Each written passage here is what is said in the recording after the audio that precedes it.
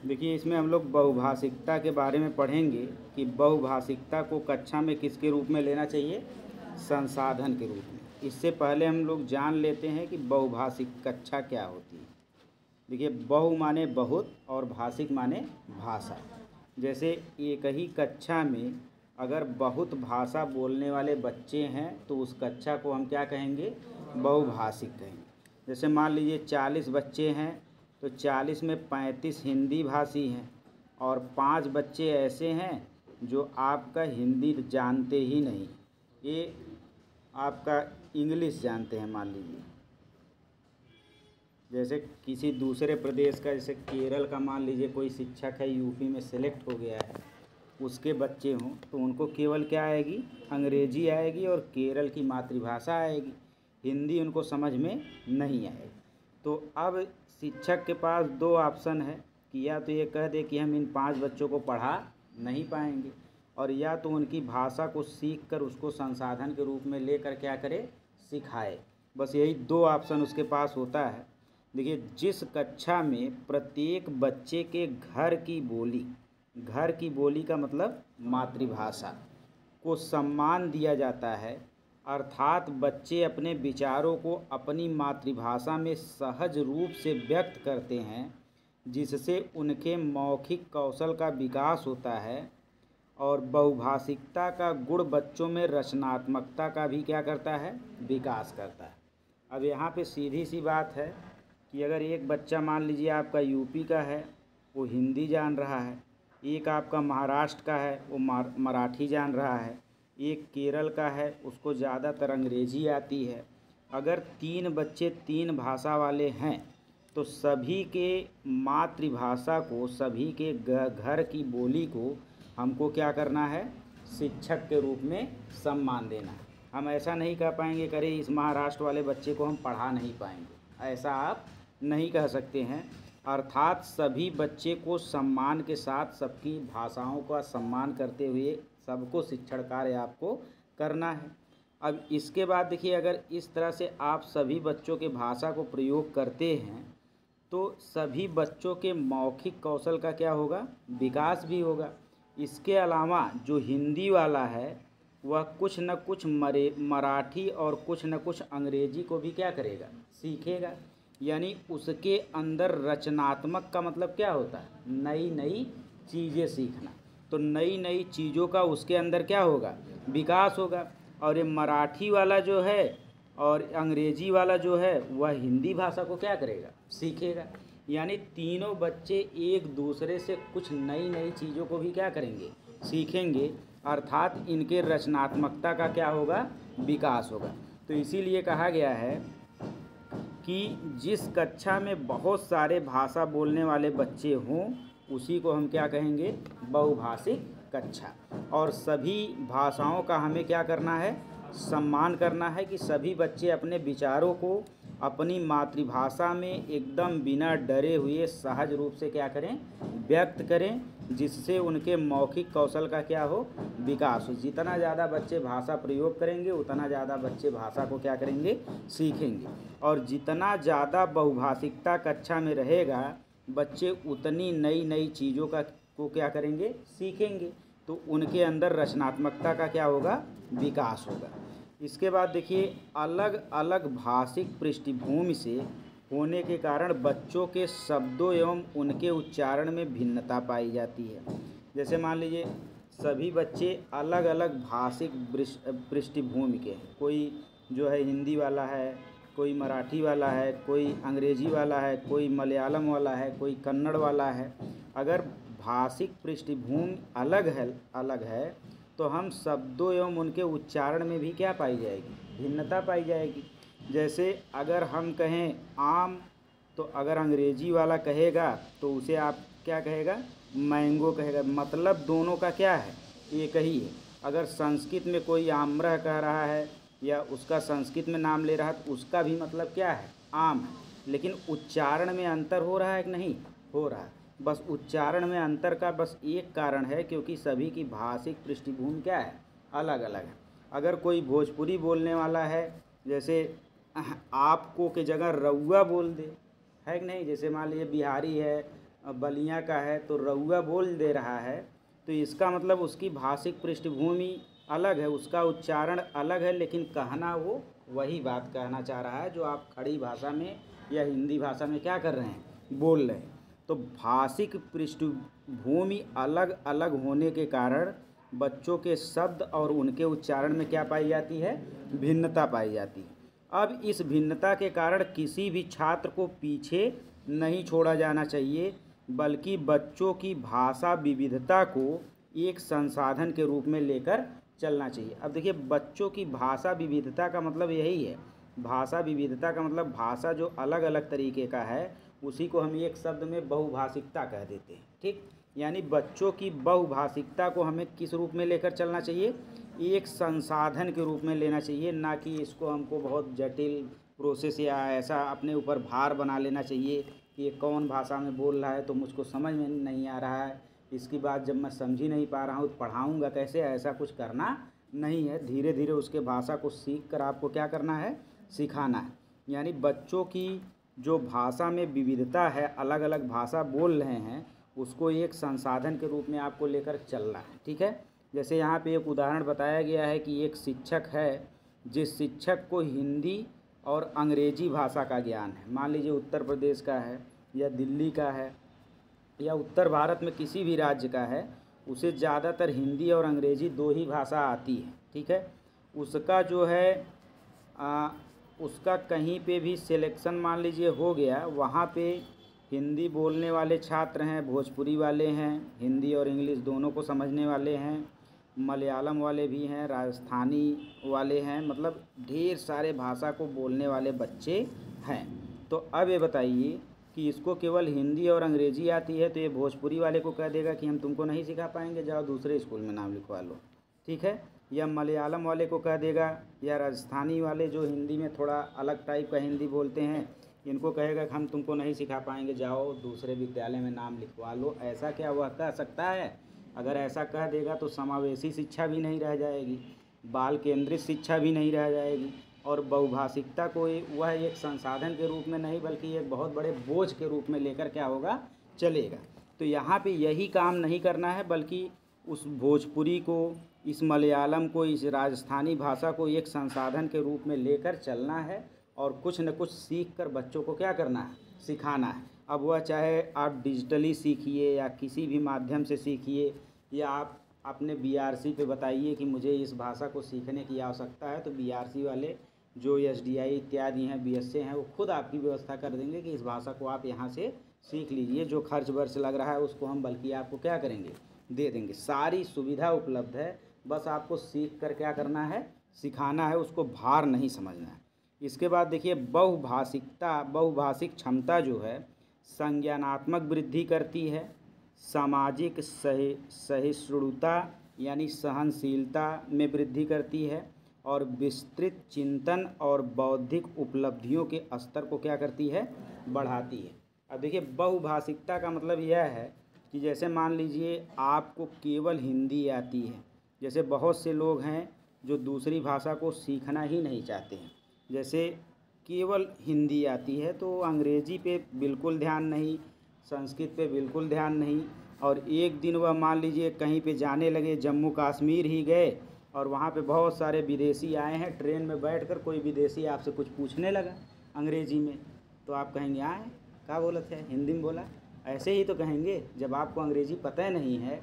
आप अगर अंग्रेजी पता रहेगी तो उसके भाव को आप समझ जाएंगे को क्या कह रहा है।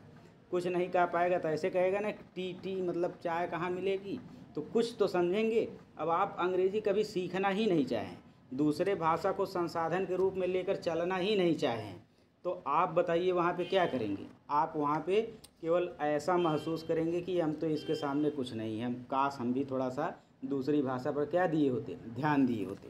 तो यही है कि अब वह समझिए कि एक समस्या वहाँ पे है, जो वह पूछ रहा है उसका समाधान आपको करना है, और उस समस्या के समाधान करने को ही हम क्या कहते हैं, संज्ञान कहते हैं। अब चाहे आप मान लीजिए जैसे भीमराव अंबेडकर की बात होती है, तमाम महापुरुषों की बात होती है, तो सब 36 भाषा सीखे थे, इतनी भाषाएं। अब बताइए प्रैक्टिस डेली किए हो या ना किए हो, 36 भाषा में कोई भाषा आप बोलेंगे तो वह समझ लेंगे, उस समस्या का समाधान कर लेंगे। तो यही है कि बहुभाषिकता भी संज्ञानात्मक वृद्धि करती है, आपके समस्या समाधान करने में आसानी करती है।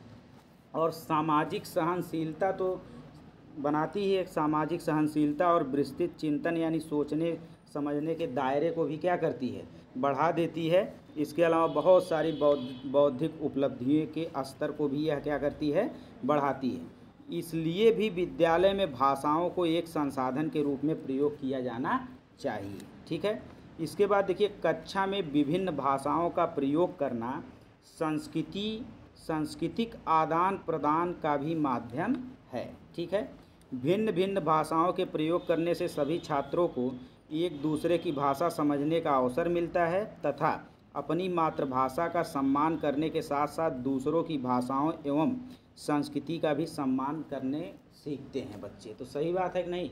अगर कोई बच्चा यहाँ पे है, वो अच्छे से बोल रहा है, जैसे यहाँ पे एक उदाहरण लिखा है, अगर उत्तर प्रदेश और बिहार के भोजपुरी को आप सुनेंगे, अगर बहुत अच्छे से बोलेगा, आप मुझको जानते नहीं मैं कैसा हूँ या ऐसा कुछ भी बोलेगा, तो लगेगा कितना अच्छा बोल रहा है। कहीं आप दूसरे स्टेट में जाके बोलिए जहाँ वाले हिंदी जानते हैं, कहेंगे यूपी वाला बड़ा अच्छा बोल रहा है। या ऐसे आजमगढ़ के हैं, आप जौनपुर में जाके बोलिए तो आजमगढ़ की भाषा भी जौनपुर से थोड़ी सी क्या है, अलग है। कहेंगे बड़ा मतलब अच्छा बोल रहे हैं, बड़ा मीठा बोल रहे हैं, ऐसा बोल रहे हैं। और वहीं अगर मुंबई वाला एक आके बोलने लगे जैसे बीड़ू तू अपन को जानता नहीं, इस तरीके से, तो समझिए कि आपको बड़ा अजीब लगेगा। जबकि उन लोगों का वह भाषा कैसा है, नॉर्मल, वह वहाँ की मातृभाषा ही है। जहाँ पे आप इस शब्दों का प्रयोग कर रहे हैं, वहाँ पे वह इन शब्दों का प्रयोग करता है और बहुत नॉर्मल है। जैसे यहीं पे आप कहते हैं हम लोग, और यहीं बलिया में कहते हैं मैं लोग। मैं मतलब हम, जैसे 10 लोग हैं तो वहाँ पे हम का प्रयोग नहीं करते हैं, क्योंकि बिहार में मैं के जगह हम के जगह क्या प्रयोग होता है, मैं। जैसे आप रिक्शे पे जाएंगे, 2 लोग हैं, आप जाके खड़े होंगे, कहेंगे कि वहाँ फला जगह जाना है, तो रिक्शा वाला कहेगा मैं लोग, मतलब मैं लोग मतलब दोनों लोग, तो अजीब लगेगा थोड़ा सा। लेकिन वहाँ की वह क्या है, मातृभाषा ही है। तो वही चीज़ है कि इन चीज़ों को हमको अब यही चीज़ है कि अब इससे हम किसी के कल्चर का भी थोड़ा सा पता लगा सकते हैं, किसी के संस्कृति सभ्यता का भी पता लगा सकते हैं कि हमारी संस्कृति और सभ्यता से इनकी संस्कृति और सभ्यता क्या है, अलग है। ख़राब नहीं है, बस थोड़ी सी क्या है, अलग है। भले हमको बुरा लगे, या कोई बहुत बड़ा पढ़ा लिखा बनेगा गांव में तो कहेगा ये कैसे बोल रहा है, बड़ा बेकार बोल रहा है। लेकिन जब उसकी मातृभाषा है, उसके पिता उसके माता सब बचपन से ही वैसा बोलना, अगल बगल पूरा वातावरण वही है, तो बच्चा क्या बोलेगा, जो सीखेगा जो देखेगा वही बोलेगा। तो वह कल्चर का भी निर्धारण आपकी कौन करता है, बहुभाषिकता। देखिए, भिन्न भिन्न भाषाओं के प्रयोग करने से सभी छात्रों को एक दूसरे की भाषा समझने का तो अवसर मिलता ही है तथा अपनी मातृभाषा का सम्मान करने के साथ साथ दूसरों की भाषाओं एवं संस्कृति का सम्मान करना भी सीखते हैं। और भाषा और संस्कृति का ही प्रयोग वाइगोस्की ने बार बार आपके जो है सिलेबस में या किया है। ठीक है। उसके बाद देखिए, बहुत इम्पॉर्टेंट पॉइंट कि कक्षा में भाषा की विविधता के प्रति, कक्षा में जो भाषा की विविधता है, अलग अलग भाषा बच्चे बोल रहे हैं, उसके प्रति एक शिक्षक को सबसे ज़्यादा ज़रूरी है कि वह कैसा रहे, संवेदनशील। गुस्साए न बार बार कि कहाँ से मलयालमों वाला आई है, ये भोजपुरिया वाला कहाँ से आ गया, अंग्रेजिया वाला कहाँ से आ गया, हम तो जो है सीखे ही नहीं, हमको अंग्रेजी आता ही नहीं, ऐसा कुछ होना नहीं चाहिए। बल्कि संवेदनशीलता से बच्चे को सिखाइए। अगर आप इतना नहीं सिखा सकते तो आप इतने सिखाइए, लेकिन उसे क्या करिए, उसकी भाषा में सिखाइए। जितना आप सीख पाइए उस बच्चे को उतना क्या करिए, सिखाइए। अर्थात उस भाषा को संसाधन बनाइए, भार मत समझिए। अर्थात सभी भाषा के प्रति आपको क्या रहना है, संवेदनशील रहना है। अब देखिए, एक नई हेडिंग आ जाती है कि कक्षा कक्ष में बहुभाषिकता एक चुनौती के रूप में। यानी बहुभाषिकता तो मान लीजिए कहना, ये जो चीज़ें आप ऊपर पढ़े हैं वो कहना क्या है, आसान है, लेकिन उसको करना बड़ा क्या है, कठिन है। जैसे अभी यहाँ पे 40 लोग आप लोग हैं, तो 40 में से 5 अलग भाषा के होते, एक ही भाषा के, केवल अंग्रेजी समझने वाले, तो उस अंग्रेजी में उनको पढ़ाने के लिए हमको अलग से क्या करना पड़ता है, क्लास लेना पड़ता है। और उस अंग्रेजी को पहले हमको क्या करना पड़ता है, सीखना पड़ता है। शायद हम कितना भी प्रयास करते, हो सकता है उस लेवल का हम न सीख पाएँ कि हम बोल के पढ़ा पाएँ, है कि नहीं है। तो चुनौतियाँ भी बहुत सारी होती हैं, ऐसा नहीं है कि जो किताब में लिख दिया गया कैसे ऐसे होना चाहिए तो पढ़ने में आसान है और लगेगा भी कि बहुत अच्छी बात है। लेकिन देखिए क्या क्या चुनौतियाँ रहती हैं जो आपके ऑप्शन में आती हैं। बहुत इम्पॉर्टेंट है कि बच्चों पर क्षेत्रीय भाषाओं का प्रभाव बहुत ज़्यादा होता है। ठीक है, सबसे पहला जो चुनौती है कि बच्चों पर क्षेत्रीय भाषाओं का प्रभाव बहुत ज़्यादा रहता है। जैसे बच्चे जो है दिमाग नहीं कहते हैं बल्कि क्या कहते हैं, दिमाग कहते हैं। व्रत नहीं कहेंगे बल्कि कहेंगे भूखा रहे। सूर्य नहीं कहेंगे बल्कि क्या कहेंगे, सूरज कहेंगे।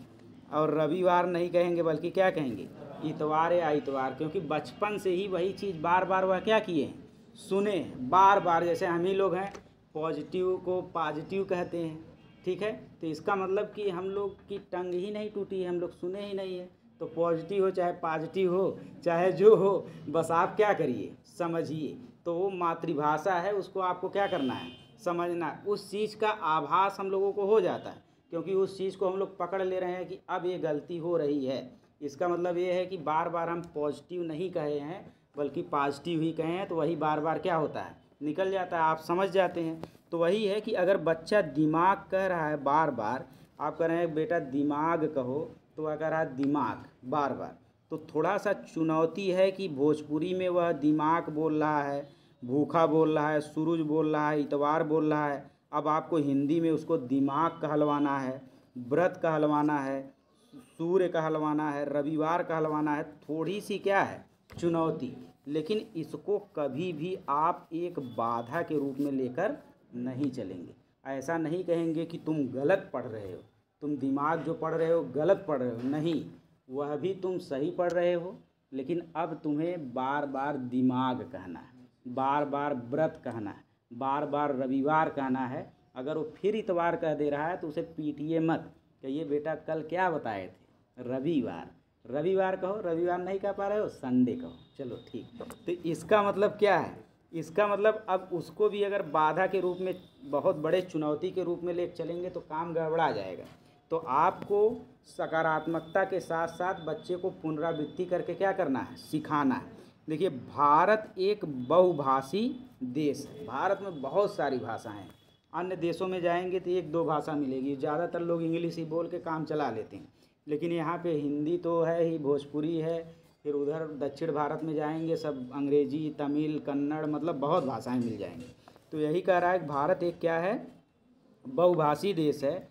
विभिन्न क्षेत्रों की अपनी क्षेत्रीय भाषा भी होती है और क्षेत्रीय भाषाओं का प्रभाव छात्रों पर पड़ता है, जो शिक्षण प्रक्रिया में एक क्या है, चुनौती है।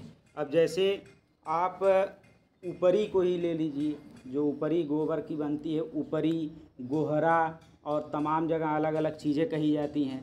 तो अगर उस चीज़ का ज्ञान अगर शिक्षक को नहीं है तो वह कुछ भी बता देगा और उस चीज़ को बच्चा नहीं जानता रहेगा तो बस मान लेगा, अगर आप चित्र नहीं दिखाएं, है कि नहीं है। तो इस तरीके से यहाँ पे बताया गया है कि बच्चों पर क्षेत्रीय भाषाओं का प्रभाव बहुत ज़्यादा रहता है, जो शिक्षण प्रक्रिया में एक क्या है, चुनौती है। दूसरा है छात्रों में भाषाई कौशल विकसित करने की चुनौती। अभी बताइएगा क्या है, छात्रों में भाषाई कौशल विकसित करने की क्या है, चुनौती।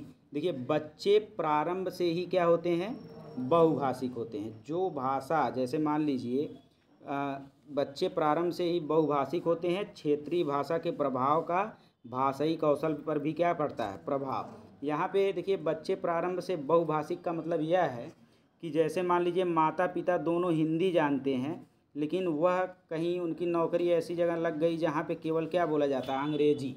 मान लीजिए दक्षिण भारत में वो शिक्षक बन गए, आईएएस बन गए, या ट्रांसफ़र होके चले गए पूरे परिवार के साथ। तो वहाँ पे अगर 4 साल हैं और इन माता पिता का बच्चा केरल में पैदा होता है और 10 साल लगातार केरल में रहता है, तो बताइए अंग्रेजी बोलना सीखेगा कि हिंदी बोलना सीखेगा, अंग्रेजी बोलना सीख लेगा, क्योंकि वहाँ का वातावरण कैसा है, अंग्रेजी वाला। सब जिससे सुन रहा है गुड मॉर्निंग, नमस्ते करने वाला कोई नहीं है, प्रणाम नाम की तो चीज़ें नहीं है, गुड मॉर्निंग गुड इवनिंग यही सब चल रहा है। तो इसका मतलब ये है कि बच्चा जो सुनेगा, जो अनुकरण करेगा, उसी चीज़ को क्या करेगा, वह सीखेगा।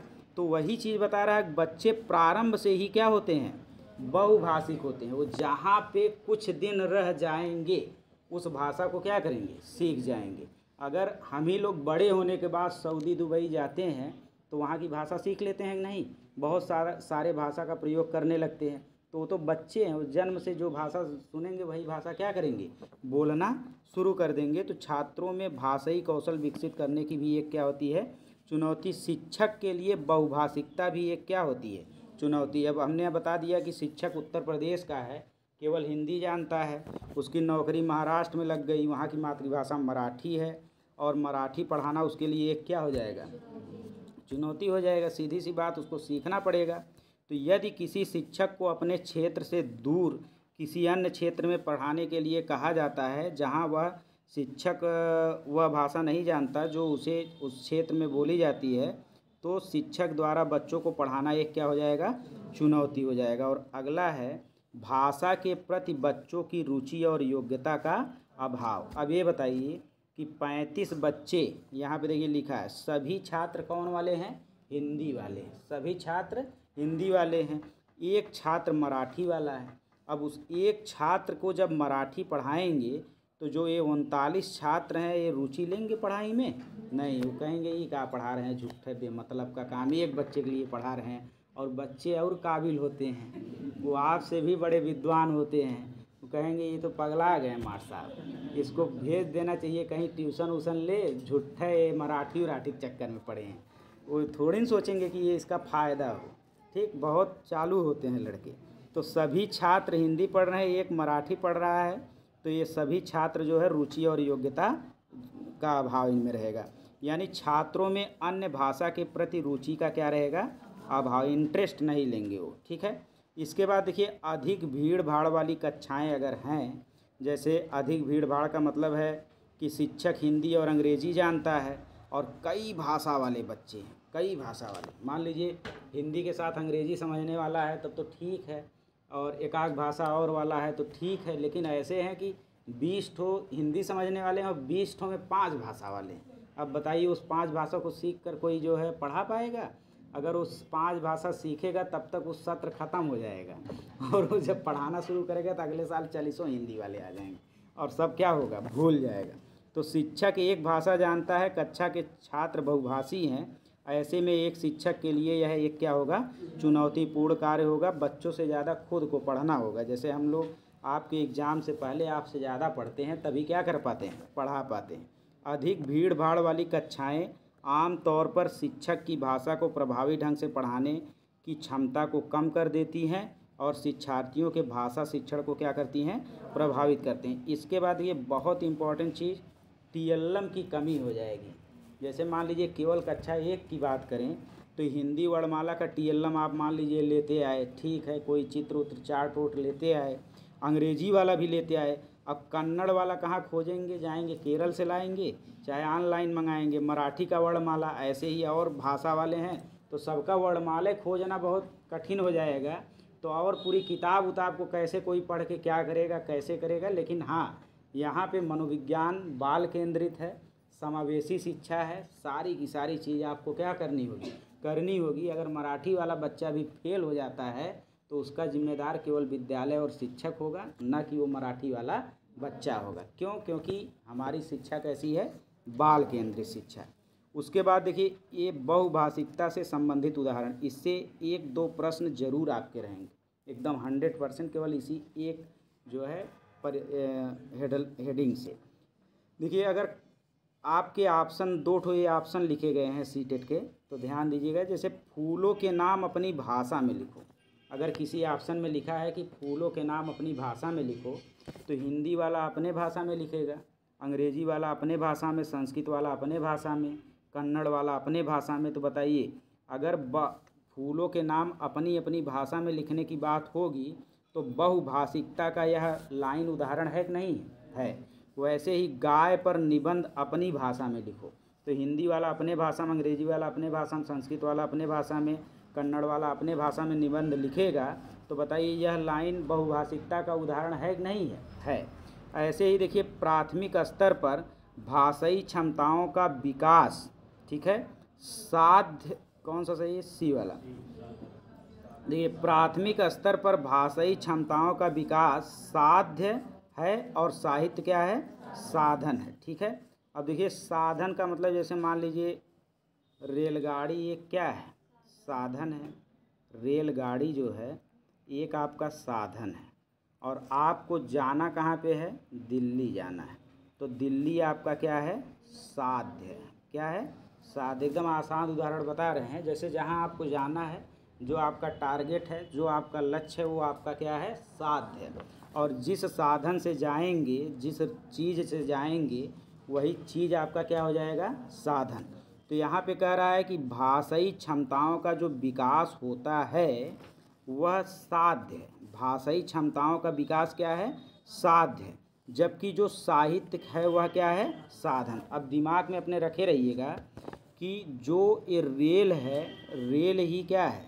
साहित्य है। रेल ही क्या है? साहित्य। अगर यह रेल यानी यह साहित्य नहीं होता तो भाषा किस काम आती? अगर हम कविता न लिखते, कहानी न लिखते, तो ये भाषा किसी काम आती? तो वही चीज़ है कि भाषा दूसरों को समझाने के लिए काम आती है। यानी जब हम कुछ लिखते हैं तो लोग क्या करते हैं? उस चीज़ को समझते हैं जहाँ पे जाना है। तो यहाँ पे आपको याद रखना है कि साहित्य जो होता है वो क्या होता है? साधन होता है। साहित्य क्या होता है? साधन होता है, ठीक है। जबकि भाषा उसकी क्या होती है? साध्य होती है। यानी भाषा तक पहुँचने के लिए साहित्य की आवश्यकता होगी, दिल्ली तक पहुँचने के लिए रेल की आवश्यकता होगी, तो भाषा तक पहुँचने के लिए साहित्य की आवश्यकता होगी। यानी जब कुछ कहीं लिखा रहेगा तो हम जानेंगे यह हिंदी भाषा में लिखा है, इसका मतलब यह है ये ऐसी कहानी है या वैसी कहानी है। तो साहित्य जो आपका है, सा से साहित्य और सा से क्या है? साधन। इसके बाद देखिए अगला आपका टॉपिक आ जाएगा भाषा क्षमता का विकास।